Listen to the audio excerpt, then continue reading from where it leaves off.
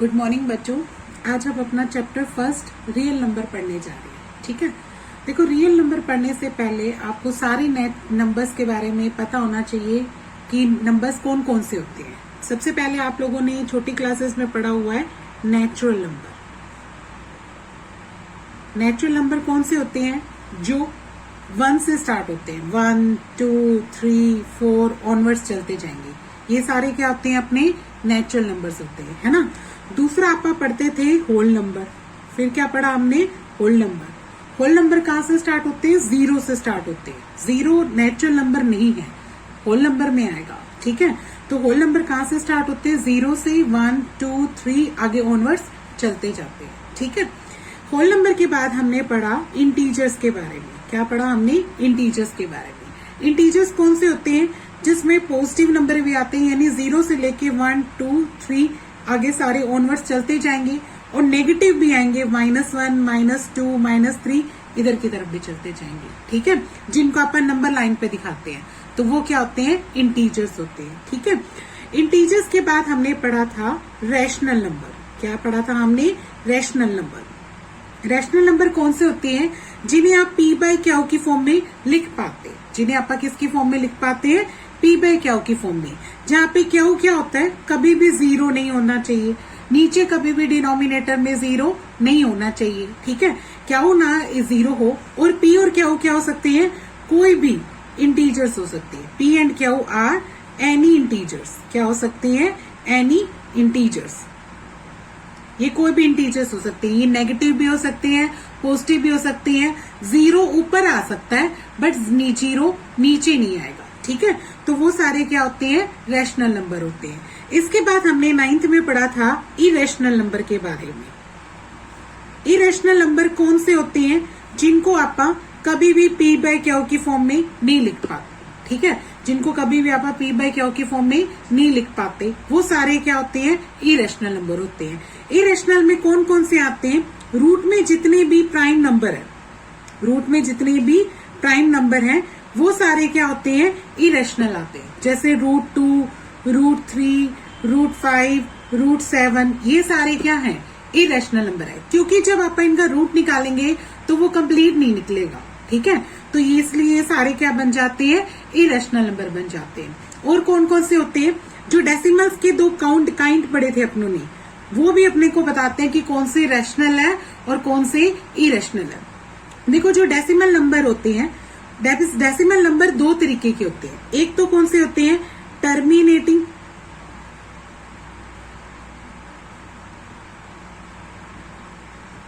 और दूसरे क्या होते हैं? Non terminating. ठीक है, टर्मिनेटिंग का मतलब उनका डेसिमल खत्म हो जाएगा। जैसे मैंने 0.5 लिख दिया, 0.6 लिख दिया, ये क्या होते हैं? टर्मिनेटिंग। ठीक है, इस तरीके के। और नॉन टर्मिनेटिंग डेसिमल्स नंबर क्या होते हैं? जो चलते रहते हैं। यानी जैसे इसके भी 2 काइंड होंगे। एक तो पढ़ेंगे आपका रिपीटिंग, ठीक है, और एक पढ़ेंगे नॉट रिपीटिंग। अच्छा देखो, रिपीटिंग में क्या होगा? जैसे 0.555 चलता जाएगा, ये रिपीटिंग है। आप इसको 0.5 बार पढ़ते होते थे, इस तरीके से पढ़ते थे, है ना। और नॉट रिपीटिंग में क्या होता है? जैसे अगर आपका 5 लिख दिया, फिर 1 0, फिर 5, फिर 00, फिर 5, फिर 000, ऐसे इस तरीके के आते हैं। ठीक है, यानी रिपीट भी नहीं हो रहा, और ये डेसिमल क्या है? चलता भी जा रहा है, यानी खत्म नहीं हो रहा। ठीक है, तो वो कौन से होते हैं? नॉट रिपीटिंग, यानी नॉन टर्मिनेटिंग में ही आते हैं। नॉन टर्मिनेटिंग के 2 काइंड पढ़े, एक पढ़े रिपीटिंग और एक पढ़ा नॉट रिपीटिंग। ठीक है, यानी बार वाला तो क्या होता है? रिपीटिंग, यानी जो बार बार आता है वही अक्षर। और नॉट रिपीटिंग में क्या आता है? सेम अक्षर बार बार नहीं आता। ठीक है, अब हमारी बात आती है रियल नंबर की। देखो, रियल नंबर कौन से होते हैं? जो रैशनल प्लस क्या होते हैं? इरेशनल होते हैं। जो रैशनल और प्लस क्या होते हैं? इरेशनल।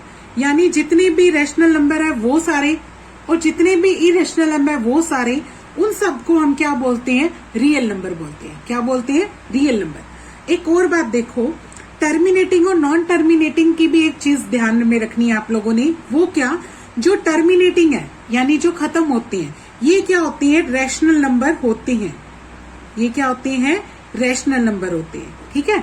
और जो रिपीटिंग होती है इनको भी आप क्या बोलोगे, रैशनल ही बोलोगे, इनको भी क्या बोलोगे, रैशनल, ठीक है। तो बचे कौन से, नॉन टर्मिनेटिंग, तो नॉन टर्मिनेटिंग को क्या बोलोगे आप, इरेशनल नंबर, इनको क्या बोलोगे, इरेशनल नंबर, ठीक है। तो ये बात आपने ध्यान रखनी है कि जो नॉन टर्मिनेटिंग है वो इरेशनल है, रिपीटिंग और टर्मिनेटिंग क्या है, रैशनल नंबर है ना।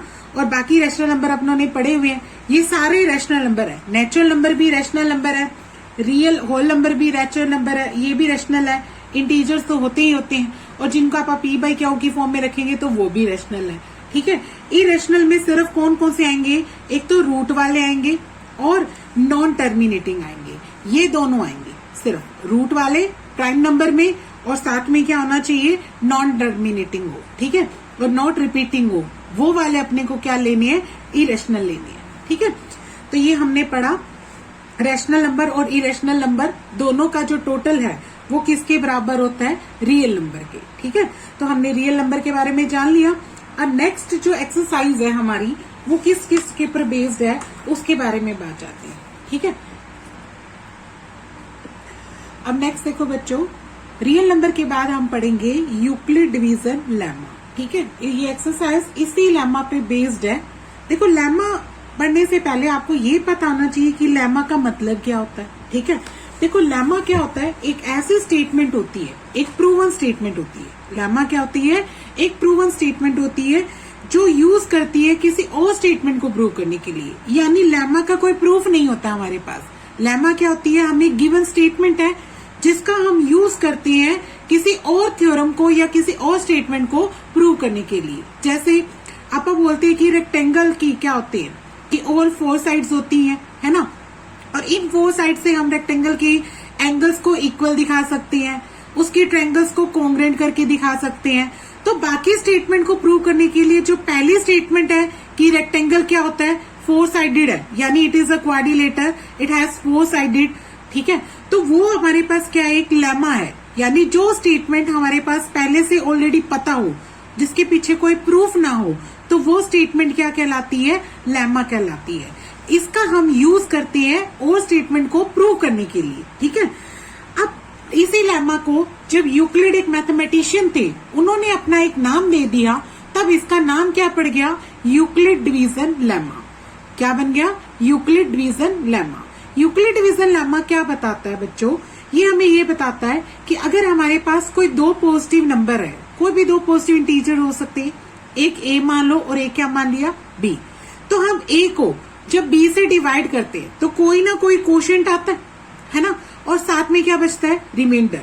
देखो आपके पास ए है, उसको आपने बी से डिवाइड किया तो आपके पास क्या आएगा, कोई ना कोई कोशेंट आएगा, और डिवाइड होने के बाद आपके पास क्या बचेगा, एक रिमाइंडर बचेगा, है ना। तो आप इस ए को, यानी जो ये डिविडेंड है, इसको हम क्या लिख सकते हैं, डिवाइजर मल्टीप्लाई कोशेंट, और रिमाइंडर को क्या कर देंगे, प्लस। यानी आप इस ए को क्या लिख सकते हो, बी क्यू प्लस आर। ए को क्या लिख सकते हो, बी क्यू प्लस आर, क्योंकि आप इन दोनों की गुना करोगे और साथ में रिमाइंडर प्लस कर दोगे तो वही आ जाएगा, क्या अपना ए ही आ जाएगा ना।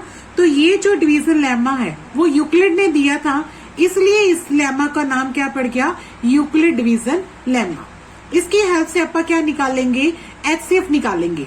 किन्हीं भी 2 नंबर्स का एचसीएफ निकालना होगा तो हम इसका यूज किसका यूज करेंगे, यूक्लिड डिवीजन लेमा का यूज करेंगे, ठीक है। इसके साथ साथ क्या होता है, ये जो अपना आर होता है, रिमाइंडर होता है, वो रिमाइंडर हमेशा क्या होता है, या तो 0 आ सकता है या 0 से बड़ा भी आएगा, लेकिन किससे छोटा होगा, बी से, क्योंकि आपने उसको बी से डिवाइड किया तो आपका रिमाइंडर पक्का है कि बी से तो क्या होगा, छोटा, और 0 के बराबर या 0 से क्या हो सकता है, बड़ा हो सकता है, ठीक है। तो ये आपको एक डेफिनेशन भी है, एक स्टेटमेंट भी है, 1 नंबर में पूछ भी लेता है एग्जाम में कि स्टेट करो यूक्लिड डिवीजन लेमा। तो आपने स्टेटमेंट क्या लिखनी है, given 2 positive integers a and b, there exist a unique integer q. तो वहां पे कोई ना कोई एक ऐसा क्यू इंटीजर आएगा, और क्या आएगा, आर भी आएगा, यानी एक रिमाइंडर भी आएगा। इस तरीके से आएगा कि आप ए को क्या लिख सकते हो, बी क्यू प्लस आर लिख सकते हो, ठीक है। और ये जो आर है वो किसके बीच में लाई करेगा, 0 और बी के बीच में लाई करेगा। 0 हो सकता है पर बी नहीं हो सकता। मैंने इक्वल का साइन लगाया है, यानी आर की वैल्यू 0 आ सकती है। 0 से बाकी क्या आ सकती है, बड़ी आ सकती है, और बी से क्या आएगी, हमेशा छोटी आएगी, ठीक है। अब यूक्लिड डिवीजन लेमा के बाद हम क्या पढ़ेंगे, एल्गोरिथम। क्या पढ़ेंगे, एल्गोरिथम, क्योंकि यूक्लिड ने हमें क्या दिया है, यूक्लिड डिवीजन एल्गोरिथम दिया है। यूक्लिड डिवीजन एल्गोरिथम क्या होता है बच्चे, ये किसके हेल्प से हम क्या निकाल पाते हैं, एचसीएफ निकाल पाते हैं। इसकी हेल्प से आप क्या निकाल सकते हैं, एचसीएफ। कोई भी 2 नंबर में आपको सी और डी देती हूँ, और अगर मुझे उसका एचसीएफ निकालना है तो मैं किसका यूज करूंगी, यूक्लिड डिवीजन एल्गोरिथम का। एल्गोरिथम का पहले मीनिंग पता होना चाहिए कि एल्गोरिथम क्या होता है। एल्गोरिथम वो सीरीज होती है जो हमें, जो मतलब किसी भी प्रॉब्लम को सॉल्व करने के लिए आप स्टेप्स करते हैं ना, कोई भी समस्या हो उसको सॉल्व करने के लिए जब आप स्टेप्स करते हैं तो उन स्टेप्स की सीरीज को हम क्या बोलते हैं, एल्गोरिथम बोलते हैं, ठीक है। चाहे कोई भी स्टेप्स करते हो, आप एचसीएफ निकालते हो, एलसीएम निकालते हो, डिवाइड करते हो, मल्टीप्लाई करते हो, या कोई भी स्टेटमेंट प्रूव करते हो, मैथमेटिकल स्टेटमेंट, ठीक है, उसके लिए जो आप स्टेप्स करते हो नंबर ऑफ, है ना, तो वो स्टेप्स क्या कहलाते हैं, एल्गोरिथम कहलाते हैं, ठीक है। एल्गोरिथम वो सीरीज होती है जो वेल डिफाइंड होती है, किसको, किसी भी प्रॉब्लम को सॉल्व करने के लिए, ठीक है। नेक्स्ट देखो, यूक्लिड डिवीजन एल्गोरिथम। अगली चीज हम क्या पढ़ने जा रहे हैं, यूक्लिड डिवीजन एल्गोरिथम। देखो एल्गोरिथम का मतलब समझा दिया तुम्हें, क्या होता है, स्टेप्स होते हैं, जो नंबर ऑफ स्टेप्स आप क्या करते हैं किसी भी समस्या को हल करने के लिए, किसी भी मैथमेटिकल प्रॉब्लम को सॉल्व करने के लिए करते हैं, ठीक है। अब यूक्लिड डिवीजन क्यों बोला, क्योंकि ये यूक्लिड ने दिया था अपनों ने, इसलिए उसका नाम ये पड़ गया। ये क्या हेल्प करता है अपने को, एचसीएफ निकालने में हेल्प करता है। किसका, कोई भी 2 नंबर दे दूं, अगर मुझे उसका एचसीएफ निकालना है तो मैं किसका प्रयोग करूंगी, यूक्लिड डिवीजन एल्गोरिथम का, ठीक है। देखो इसमें करते क्या गया है वो देखो, ये हमारे को 2 नंबर सी और डी की क्या निकालने में, एचसीएफ निकालने में हेल्प करता है। यहाँ पर एक नंबर दूसरे से हमेशा क्या होता है, बड़ा होता है। सी किससे बड़ा होगा, डी से, या डी किससे बड़ा होगा, सी से। कोई भी 2 नंबर है, 2 नंबर में एक नंबर हमेशा दूसरे से क्या होगा, बड़ा। पहला स्टेप्स क्या करते हैं आपा, सबसे पहले आप इसमें डिवीजन लेमा लगाएंगे। लेमा तुम्हें समझाया ना कि आप इसको सी को क्या करोगे, डी से डिवाइड करोगे। जब आप इसको सी को डी से डिवाइड करोगे तो कोई ना कोई कोशेंट आएगा, कोई ना कोई रिमाइंडर आएगा। डिवीजन लेमा यही कहता है ना कि आपके पास अगर ए और बी 2 नंबर हो तो आप ए को बी से डिवाइड करते हो। तो अगर मैं सी और डी 2 नंबर देती हूँ तो मैं सी को किससे डिवाइड करूंगी, डी से, क्योंकि मेरा जो सी है वो बड़ा है डी से, है ना। तो मैं सी को अंदर लिखूंगी और डी से मैं क्या करूंगी, डिवाइड करूंगी। जब मैं डिवाइड करूंगी तो कोई ना कोई कोशेंट आएगा, कोई ना कोई रिमाइंडर आएगा।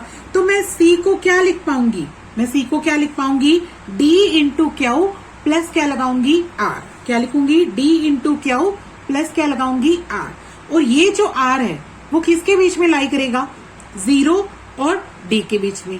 0 हो भी सकता है, नहीं भी हो सकता, लेकिन डी से क्या होगा, छोटा होगा, ठीक है। फिर नेक्स्ट, अगर मान लो आपका रिमाइंडर 0 आ जाता है, पहले स्टेप में ही आ गया, आपने पूरा डिवाइड कर लिया, तो उस स्टेप में तो आपका एचसीएफ क्या बन जाएगा, यही डी बन जाएगा, है ना।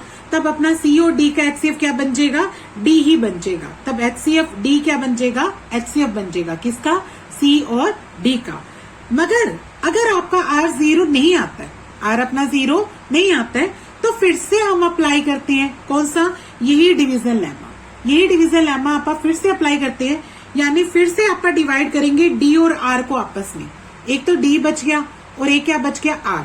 आप एचसीएफ निकालेंगे किसका, डी और आर का, और इस पर क्या अप्लाई कर देंगे, डिवीजन लेमा, ठीक है। डी और आर को आपस में क्या करेंगे, आप एचसीएफ निकालेंगे, ऐसे ही डी को अंदर रखेंगे, आर से डिवाइड करेंगे, फिर से कोई ना कोई क्वोशिएंट आएगा, कोई ना कोई रिमाइंडर आएगा।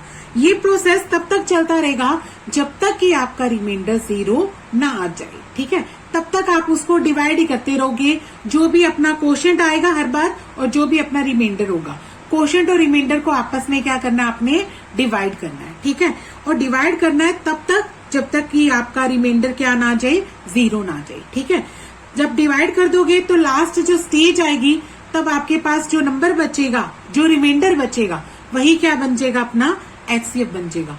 ये क्यों होता है? क्योंकि आपको पता है 2 नंबर का जो एचसीएफ होगा सीओडी का और एचसीएफ होगा डी और आर का, तो दोनों क्या होंगे, सेम होंगे, इसलिए ये स्टेप बिल्कुल लीगल है। ठीक है, यानी आप इसको ये काम करेगा भी, आप जितनी बार आप उनको डिवाइड करते जाएंगे और क्या निकालते रहेंगे, एचसीएफ निकालते रहेंगे।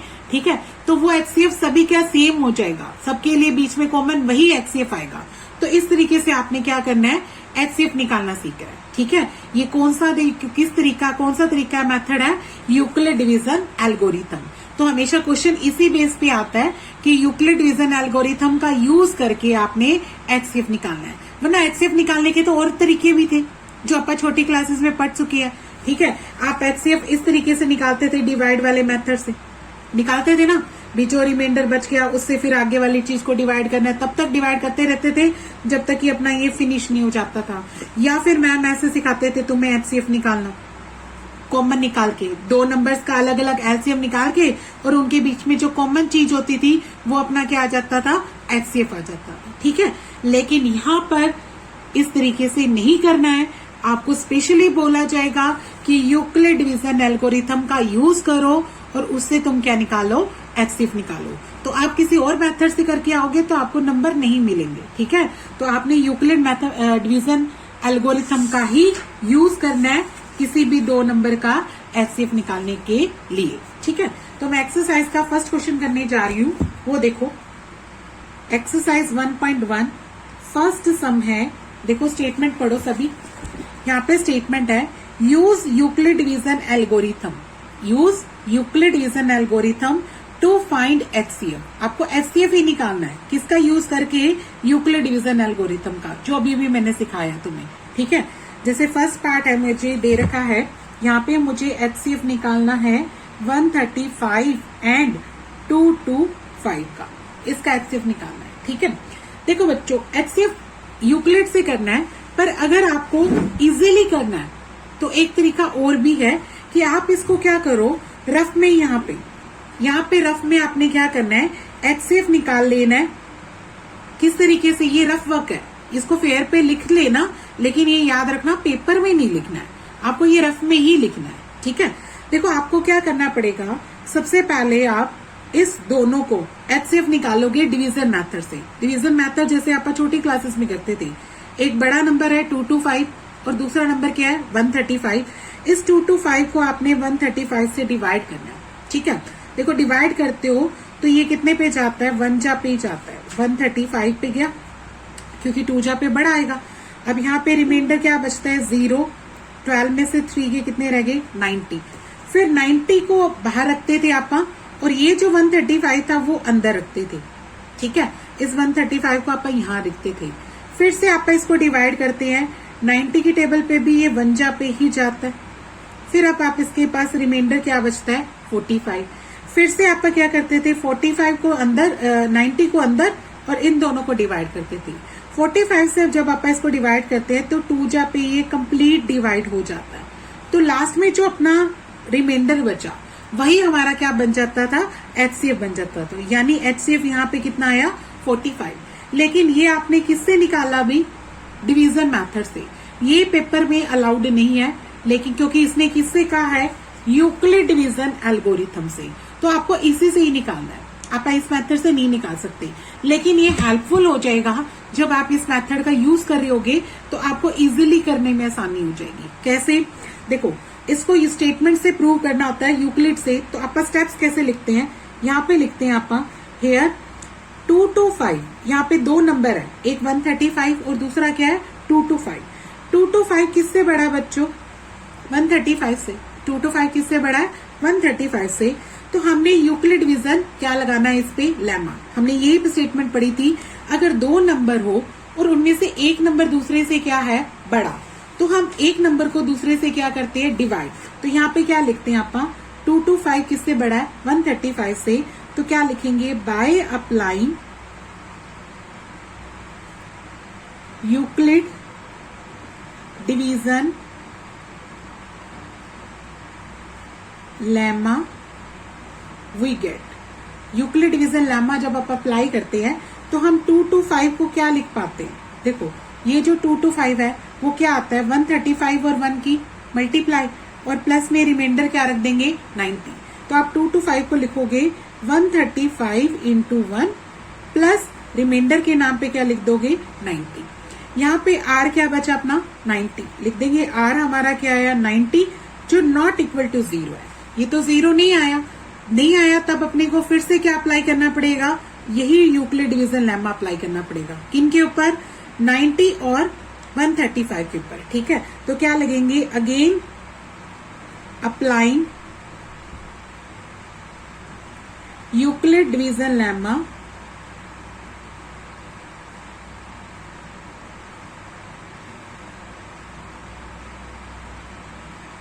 ऑन, किस पे अप्लाई करना है अपनों ने, 135 एंड 90 के ऊपर। ठीक है, देन तो अब 135 किसके बराबर आ जाएगा बच्चों, 90 इंटू 1 और प्लस रिमाइंडर क्या आ जाएगा, 45।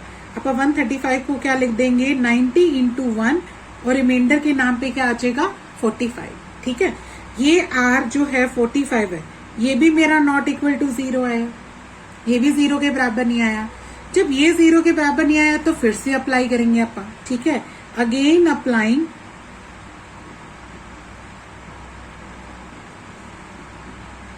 यूक्लिड डिवीजन लेमा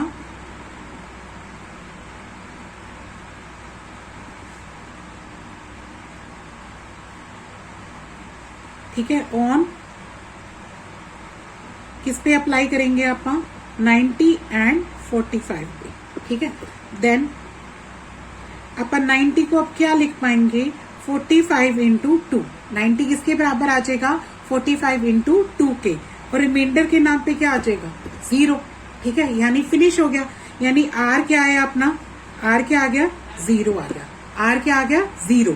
तो इसका मतलब HCF किसका, 135 और 225 का HCF कितना आ जाएगा, यही 45 आ जाएगा।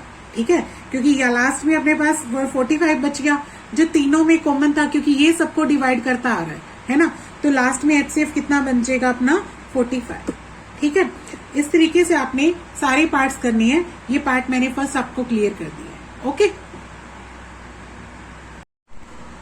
नेक्स्ट हम देखो बच्चों, show that any positive odd integer, हमें शो करना है कि कोई भी पॉजिटिव ऑड इंटीजर समझते हो ना, जो 2 की टेबल पे नहीं जाते। ठीक है, is in the form of 6⁻+1 और 6⁻+3 और 6⁻+5। वो कहता कोई भी ऑड नंबर है वो 6⁻+1, 6⁻+3 या 6⁻+5 की फॉर्म में दिखाई देगा, जहाँ पे क्या हो, कुछ भी इंटीजर हो सकता है। ठीक है, यानी इसका मतलब क्या हुआ कि वो 6 से डिवाइड कर रहा है ना। आप ध्यान से देखो, किसी भी नंबर को 6 से डिवाइड कर रहा है और रिमाइंडर इसमें वही लेने हैं, कौन से, 1, 3, 5। ये वाले हमें क्या शो करेंगे, ऑड इंटीजर शो करेंगे, यानी बाकी इवन बनेंगे। तो देखो इसको कैसे करते हैं, पहले आपका कोई भी एक एनी इंटीजर लेते हैं, कोई भी, चाहे वो पॉजिटिव ऑड नंबर हो चाहे वो इवन नंबर हो। ठीक है, लेट क्या लिखते हैं, शुरुआत कैसे करते हैं, let a B any integer, अगर ए कोई भी इंटीजर हो। ठीक है, तो अगर आप इस पे यूक्लिड डिवीजन लेमा लगाते हैं और डिवाइड किससे करेंगे, इस बार हम 6 से डिवाइड करेंगे। यहाँ पे लिखते हैं, अगर a any odd integer, any integer, then by applying Euclid division lemma we get. तो हमें क्या मिलता है, हम a को क्या लिख सकते हैं, 6⁻+r की फॉर्म में लिख सकते हैं। हम इसको 6 से डिवाइड कर रहे हैं तो कोई ना कोई क्वोशिएंट आएगा और कोई ना कोई रिमाइंडर आएगा, और जहां पर हमारा जो रिमाइंडर होगा, ये रिमाइंडर होगा वो किसके बीच में लाई करता है, 0 और 6 के से बीच में लाई करता है। 0 हो सकता है और 6 से क्या होगा, छोटा छोटा, यानी r में भी r क्या हो सकता है, यहाँ पे r क्या हो सकता है, 0 और 1 और 2 और 3 और 4 और 5। 6 नहीं हो सकता, 6 से क्या होगा, छोटा छोटा, क्योंकि अगर आप किसी भी नंबर को 6 से डिवाइड करते हैं तो जो रिमाइंडर आएगा वो 6 से क्या आएगा, छोटा छोटा आएगा, जीरो आ सकता है, ठीक है। तो हमारे इतने रिमाइंडर बन सकते हैं। फिर आप अलग अलग केस बनाएंगे। पहला केस 1 बनाते हैं। इफ आर अगर आप क्या लेते हैं 0, आर को अगर आप 0 फिल करें तो इसका मतलब ए की वैल्यू क्या आ जाएगी 6 प्लस 0 ये आएगी। अच्छा देखो 6 का मतलब 2 इंटू 3 लिख सकते हो आप इसको, है ना, ये 2 इंटू 3 हो सकता है। तो देखो जो भी 2 की टेबल पे जाता है तो वो क्या बनता है इवन इंटीजर। क्या लिखेंगे, दैट इज इवन इंटीजर। ये क्या बन गया, इवन इंटीजर बन गया, ठीक है। फिर दूसरा केस बनाते हैं, केस 2। अगर आप आर को क्या लेके चलते हैं 1 लेके चलते हैं। आर अगर 1 लेंगे तो यहाँ पे ए की वैल्यू क्या राइज हो जाएगी 6 प्लस 1 ये आ जाएगा, ठीक है। अच्छा अभी देखो आपने कहा कि 6 क्या है इवन, ये इवन इंटीजर है और आपने 1 क्या जोड़ दिया, इवन में अगर आप 1 जोड़ दे तो वो क्या बन जाएगा, क्योंकि ये तो इवन है और इसको अगर आप 1 जोड़ दे तो ये क्या बन जाएगा ओड इंटीजर। ये क्या बन जाएगा ओड इंटीजर, ठीक है। फिर नेक्स्ट देखो केस 3। केस 3 में आप आर की वैल्यू क्या लिखते हैं 2, तो इससे क्या हो जाएगा ए की वैल्यू क्या बन जाएगी, तो ए की वैल्यू क्या बन जाएगी 6 प्लस 2, ठीक है। यहां से 2 कॉमन निकल रहा है ना दोनों में, यहां क्या रह जाएगा 3 और यहां क्या रह जाएगा 1। अब ये भी देखो 2 से मल्टीप्लाई है, यानी ये भी क्या बन गया दैट इज इवन इंटीजर। ये क्या बन गया इवन इंटीजर। फिर नेक्स्ट केस बनाते हैं, केस 4। अगर आप आर को क्या लेते हैं 3, ठीक है। आर अगर 3 है तो ए की वैल्यू क्या आ जाएगी 6 प्लस 3, ठीक है।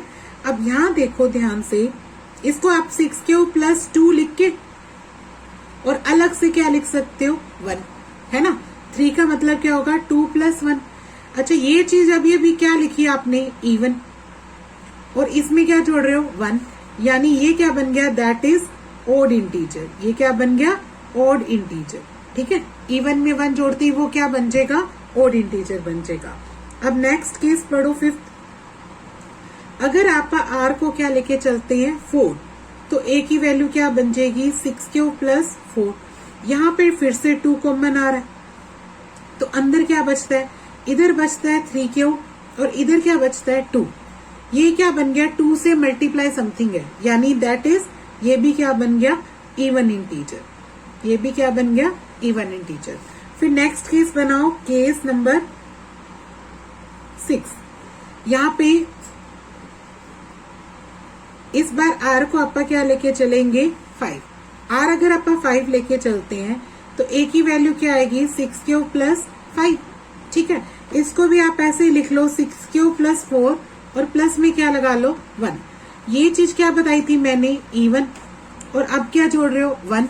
इवन में 1 जोड़ते ये क्या बन जाएगी ओड इंटीजर। ये भी क्या बन गई ओड इंटीजर। तो आपने ध्यान से देखो कौन कौन से केस आपके ओड आ रहे हैं। जब आपका 6 प्लस 5 है तब ओड आया, 6 प्लस 3 है तब ओड आया, 6 प्लस 1 है तब ओड आया, है ना। यानी आपने किसी भी नंबर को 6 से जब डिवाइड किया तो आपके जो ओड नंबर थे वो किस किस की फॉर्म में आ रहे हैं, या तो 6 प्लस 1 की फॉर्म में, या 6 प्लस 3 की फॉर्म में, या 6 प्लस 5 की फॉर्म में। बाकी सभी फॉर्म में तो क्या आ रहे हैं इवन आ रहे हैं, है ना। तो हमें पता लग गया कि every odd integer must be in form of 6 plus 1 or 6 plus 3 or 6 plus 5 where Q is any integer। Q क्या हो, कोई भी इंटीजर हो, तो हम ओड इंटीजर को इस फॉर्म में लिख सकते हैं, ठीक है। अब नेक्स्ट फॉर्म देखो, क्वेश्चन देखो बेटे। एन आर्मी कॉन्टीजेंट, कहते हैं एक आर्मी कॉन्टीजेंट है जिसके अंदर 616 मेंबर्स हैं, ठीक है। मतलब एक आर्मी की टीम है, उस टुकड़ी के अंदर 616 मेंबर है। Is to be march behind an army band. एक आर्मी बैंड बनाया गया है 32 मेंबर्स का इन अ परेड। किसी परेड में आप 32 मेंबर्स को आप क्या बना देते हैं, एक आर्मी बैंड बना देते हैं। अब दो group are to be, the two groups are to be march in the same number of column. अपने को सेम नंबर ऑफ कॉलम में अपने को क्या करने हैं, उन आर्मी मेंबर्स को खड़ा करना है ताकि क्या बन जाए, सेम नंबर ऑफ कॉलम बने, जितने इतने ग्रुप्स बनाने हैं। ठीक है, कि कॉलम जो लाइनें बने उन लाइनों में मेंबर कितने होने चाहिए, एक जैसे होने चाहिए। ठीक है, what is the maximum number of column in which they can march. तो उन्होंने ये पूछा है आप कितनी मैक्सिमम लाइंस बना सकते हैं जिससे वो क्या करे कि नंबर जितने आप हर आर्मी बैंड के अंदर उतने ही मेंबर डाले जितने कॉलम है। ठीक है, तो इसके लिए अपने को क्या करना पड़ेगा, इनका क्या निकालना पड़ेगा, HCF। और एक चीज और हिंट लगा लो, जब भी आपको मैक्सिमम कहे, ठीक है, या लार्जेस्ट कहे, तो उस केस में आपको क्या निकालना है, HCF ही निकालना है। ठीक है, लेकिन किससे निकालोगे, यहाँ पे भी यूक्लिड डिवीजन से। किससे निकालेंगे, यूक्लिड डिवीजन लेमा का यूज करके। तो देखो इसको कैसे करेंगे, सबसे पहले लिख देते हैं total members in army contingent. यहां पे लिख देंगे 616। ठीक है, फिर लिखेंगे number of members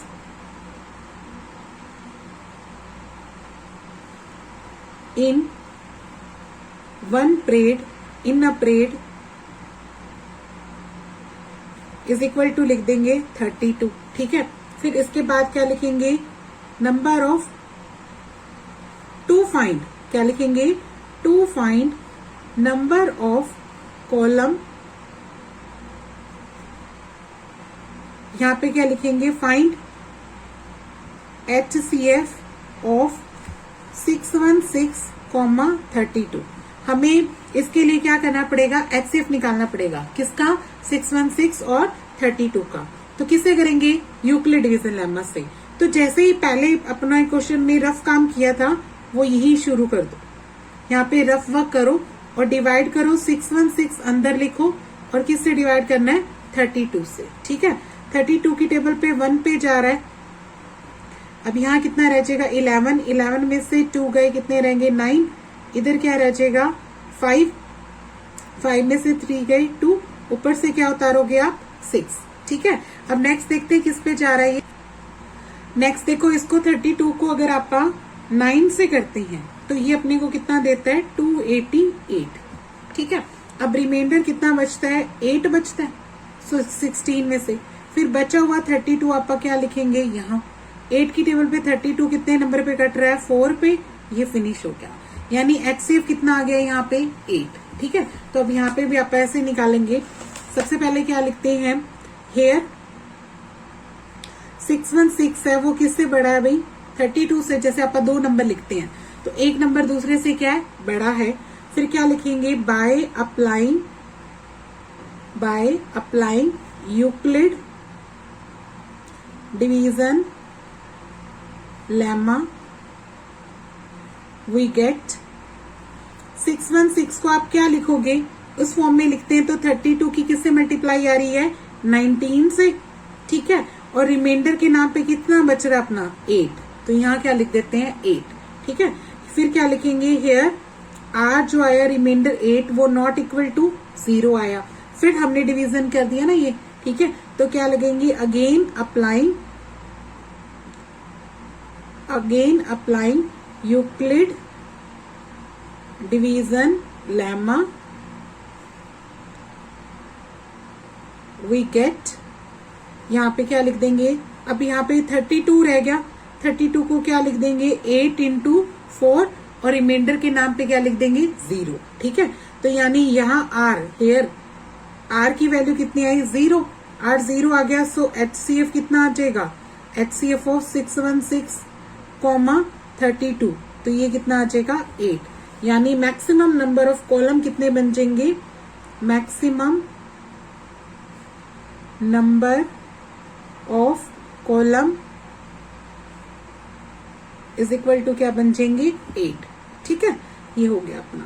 next question देखो, फोर्थ क्वेश्चन में देखो क्या कहता कि यूक्लिड डिवीजन लेमा से हमें शो करके दिखाना है कि square of any positive integer, कोई भी पॉजिटिव इंटीजर है उसका आप क्या करते हैं, स्केयर करते हैं, तो वो किसके फॉर्म में नजर आएगा, या तो 3m की फॉर्म में या 3m+1 की फॉर्म में आएगा, जहां पे m कोई भी इंटीजर हो। यानी इसका मतलब क्या है, वो किसी नंबर को किससे डिवाइड करके देख रहा है, 3 से डिवाइड कर रहा है, तभी तो रिमाइंडर आएगा ना, 1 या समथिंग कुछ और आएगा।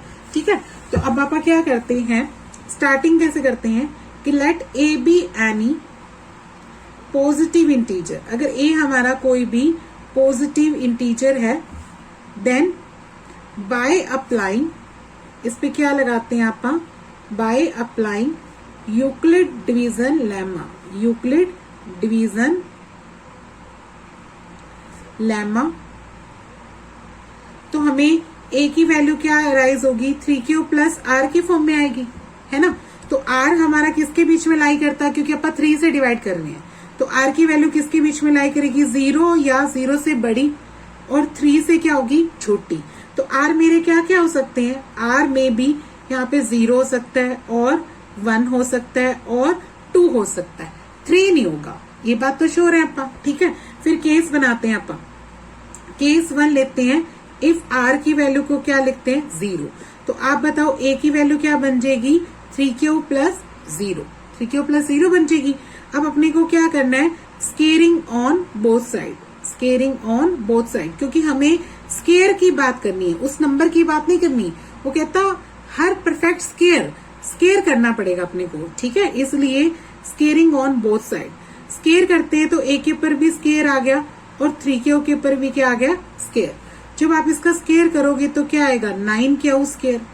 ठीक है, तो अगर आप इसमें से 3 को बाहर रख दें तो अंदर कितना बचता है, 3q स्केयर बचता है ना। मैंने 3 को बाहर रख दिया तो अंदर क्या बच रहा है, 3q स्केयर, यानी ये 3m टाइप का आ रहा है। ये किस फॉर्म में आ रहा है, 3m, जहां पे आप m को क्या मान लेंगे, ये जो बची हुई चीज है, यानी 3q का स्केयर मान लेंगे। ठीक है, तो हमने दिखा दिया कि a स्केयर किसकी फॉर्म में नजर आया, 3m की फॉर्म में। ठीक है, अब दूसरा केस बनाते हैं, ये तो r क्या था, 0, अब r क्या लेके चलोगे आप, 1। नेक्स्ट केस में क्या लिखते हैं आप, यहाँ पे लिखते हैं case number 2, if r is equal to क्या लेके चलते हैं, 1। ठीक है, r अगर 1 है तो इसका मतलब जो a की वैल्यू है वो बन जाएगी 3q प्लस 1। फिर आप क्या करेंगे, इसको स्केयरिंग कर देंगे फिर से, क्योंकि स्केयरिंग की बात कर रहे हैं, स्केयरिंग ऑन बोथ साइड, दोनों तरफ स्केयर करते हैं, तो यहाँ पे a स्केयर आया और 3q प्लस 1 का भी क्या बन गया, होल स्केयर। इसको आप किससे खोलोगे, आइडेंटिटी से। आपको याद होगी कि a प्लस b का जो होल स्केयर है वो कैसे खुलता है, a square plus b square plus 2ab। ठीक है, तो उसी फॉर्म को याद करते हुए यहाँ पे भी आप ऐसे लिखते हैं, 3q का स्केयर, फिर क्या लिखेंगे, 1 का स्केयर। ठीक है, फिर क्या लिखेंगे, 2 इंटू 3q इंटू 1।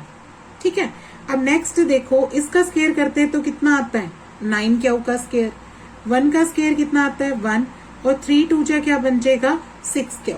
ठीक है, अब इसमें क्या करते हैं, इन दोनों में से आप 3 कॉमन निकालते हैं, और ये जो +1 है वो इधर ही लिख दो, आप पीछे लिख दो। यहाँ पे से 3 कॉमन निकाला तो यहाँ क्या रह जाएगा, 3q स्केयर, क्योंकि मैंने तो सिर्फ 3 बार निकाला, और इसका 3 बार निकाल लूं तो कितना रह जाएगा, 2q रह जाएगा। कितना रह जाएगा, 2q। ठीक है, क्योंकि अपने को जो फॉर्म तैयार करनी है वो कैसे होनी चाहिए, 3m प्लस 1 फॉर्म होनी चाहिए, या 3m होनी चाहिए। अब 1 रिमाइंडर बच रहा है तो मतलब ही नहीं है, अपने पास कौन सी फॉर्म तैयार होगी, ये 3m प्लस 1। ठीक है, जहां पे आप इसको बोल देंगे कि वेयर हमने m किसको माना, हमने m इसको माना है, 3q स्केयर प्लस 2q को माना है। ठीक है, ये a स्केयर की वैल्यू ये आ जाएगी। अब नेक्स्ट केस देखो, जब आप क्या लेके चलते हैं, इफ r की वैल्यू को क्या लेके चलते हैं, 2।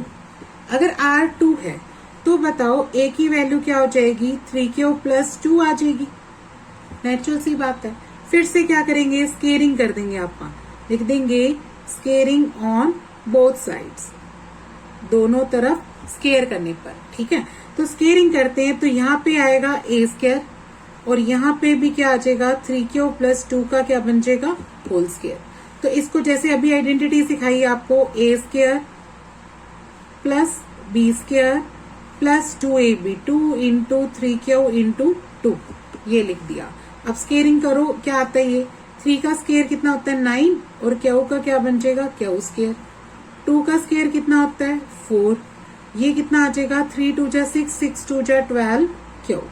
अब नेक्स्ट देखो आप इसको फिर से 3m की तरह लिखेंगे, पहले ये लिख दो फिर क्या लिख दो 12 क्यू। आप 4 को क्या लिख सकते हो 3 प्लस 1, क्यों, क्योंकि ताकि इन तीनों में से क्या निकाल सके आप 3 और 1 अपना फिर से रिमाइंडर बचेगा।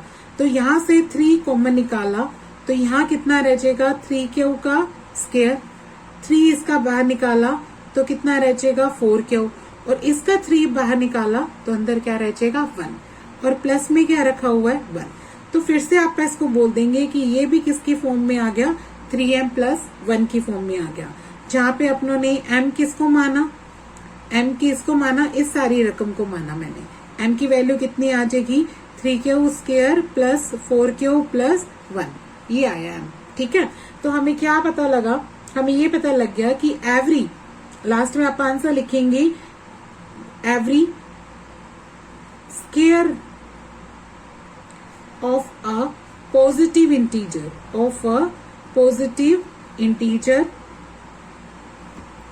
is either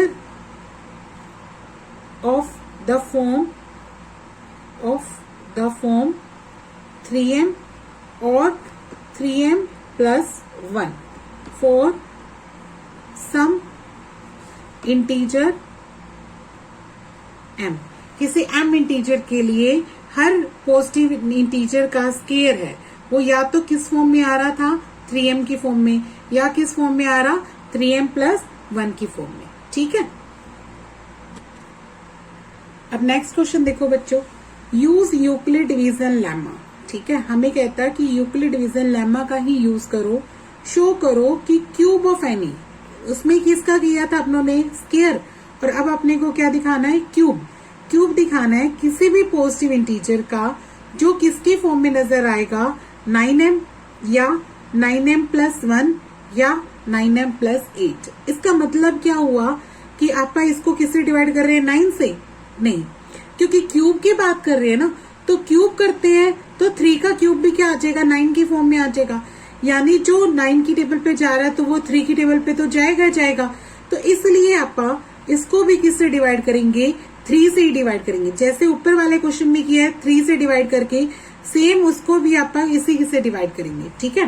तो यहाँ पे भी आप क्या लिखते हैं, let a B any positive integer,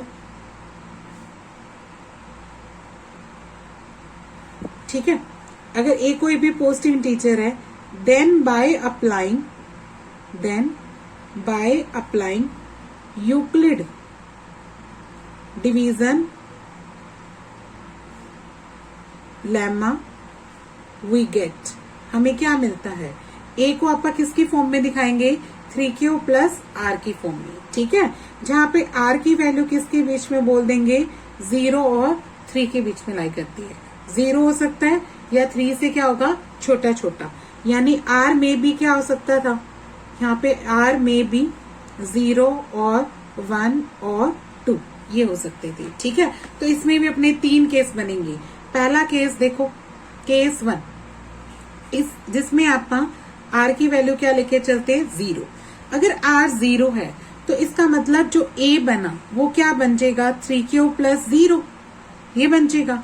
इस बार स्केयर नहीं करना, इस बार आपको क्या करना है क्यूब, तो क्या लिखेंगे क्यूबिंग ऑन बोथ साइड्स, दोनों तरफ क्या कर देते हैं क्यूब कर देते हैं। जब क्यूब करेंगे तो यहाँ पे क्या आएगा a क्यूब और यहाँ पे क्या आएगा 3q का होल क्यूब। तो 3q का होल क्यूब क्या आता है 3 3 जा 9, 9 3 जा 27 क्या आया क्यू क्यूब। इसको आप क्या करेंगे 9 बाहर रख देंगे तो अंदर क्या बच गया, यहाँ बच गया 9 और यहाँ क्या बच गया क्यू क्यूब। तो बोल देंगे उसको ये किसकी फॉर्म में आ जाएगा 9m, इस सारी रकम को क्या मान लूंगी m। फिर यहाँ बोल देना कि वेयर हमने m किसको माना 9 क्यूब को माना, ठीक है। तो यानी a का जो क्यूब आया वो किसकी फॉर्म में आ गया, 9m की फॉर्म में आ गया, ठीक है। फिर अब दूसरा केस बनाते हैं, केस 2। केस 2 में आप क्या लेके चलते हैं, r को 1 लेके चलते हैं। जब r को 1 लेके चलेंगे तो a की वैल्यू क्या आ जाएगी, 3 प्लस 1, ठीक है। फिर से यहां से क्यूबिंग ऑन बोथ साइड कर दो, क्यूबिंग ऑन बोथ साइड्स। जब क्यूबिंग करेंगे तो यहाँ क्या आया, a क्यूब, और यहाँ क्या आया, 3 प्लस 1 का होल क्यूब। होल क्यूब खोलना आता है, ये सबको आइडेंटिटी याद होनी चाहिए। आइडेंटिटी यहाँ लिख रही हूँ, a प्लस b का जो होल क्यूब है वो कैसे खुलता होता है, a का क्यूब प्लस b का क्यूब प्लस 3a² b और प्लस क्या आ जाता है 3ab², ठीक है।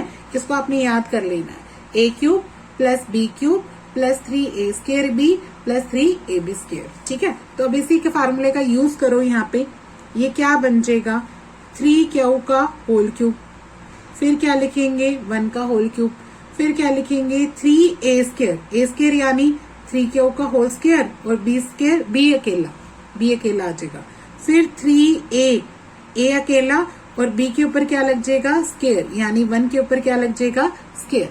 अब खोलो, 3 का कितना होता है 27 क्यूब आया, 1 का स्क्वायर कितना होता है 1, और ये कितना आ जाएगा, देखो 3 तो 3 और 3 का होल स्क्वायर कितना होता है 9, यानी आप इसको शो भी कर सकते हो, 3 इंटू 9 बन जाएगा, 3 अकेला और 3 का क्या आ जाएगा 9 अब यहाँ से देखो 3 जा 9 और 1 का स्क्वायर क्या होता है 1।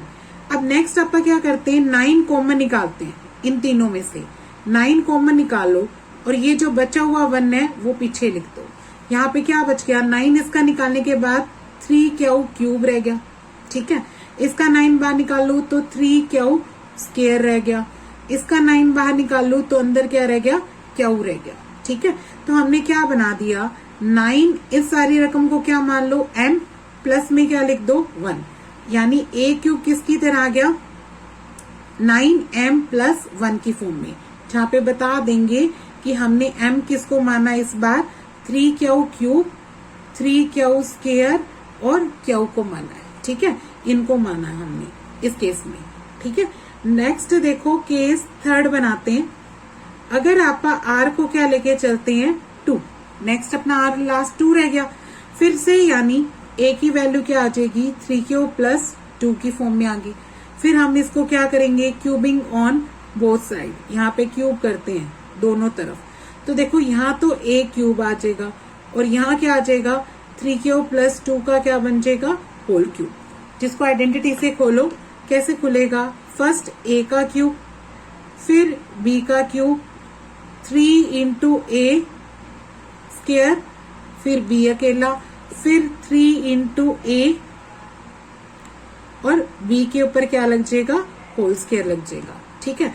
तो खोलो, ये क्या बन जाएगा, ये बनेगा 27 क्यूब बन गया।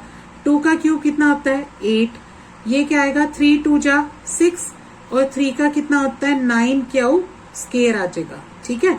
3 2 जा तो 6 हो जाएगा, इसका स्क्वायर कितना आ जाएगा 9 स्क्वायर। फिर नेक्स्ट देखो 3 3 जा क्या बनेगा 9 और 2 का स्क्वायर कितना हो जाएगा 4। अब नेक्स्ट देखो फिर से 9 कॉमन निकालो, इन तीनों में से 9 कॉमन निकालो तो अंदर क्या बचता है, इसका 9 बाहर निकाल लो तो 3 का क्यूब बचता है, इसका 9 बाहर निकाल दिया तो 6 स्क्वायर बचता है, 6 स्क्वायर बचता है, इसका 9 बाहर निकाल दिया तो 4 इंटू 4 बचता है, ठीक है। प्लस में क्या रखा हुआ है 8, यानी ये किसकी फॉर्म में आ गया 9m प्लस 8 की फॉर्म में। तो फिर से बता देंगे कि वेयर m की वैल्यू क्या आई, ये सारी चीज m क्या माना था अपनों ने 3 का क्यूब, 6 का स्क्वायर और 4 माना था, ठीक है। यानी इस बार a क्यूब की वैल्यू क्या राइज होगी 9m प्लस 8। तो तुमने क्या दिखाया कि आपने ये दिखा दिया क्यूब या तो किसकी फॉर्म में आ रहा था 9m की, या 9m प्लस 1 की, या 9m प्लस 8 की फॉर्म में आया, ठीक है। तो यानी आप आंसर लिखेंगे लास्ट में, सो एवरी क्यूब ऑफ, क्या लिखेंगे cube of every positive integer positive integer is of the form 9m और 9m plus 1 और 9m plus 8। ठीक है, इसकी फॉर्म में नजर आता है। इस तरीके से आपने अपनी एक्सरसाइज को कंप्लीट करना है। ओके।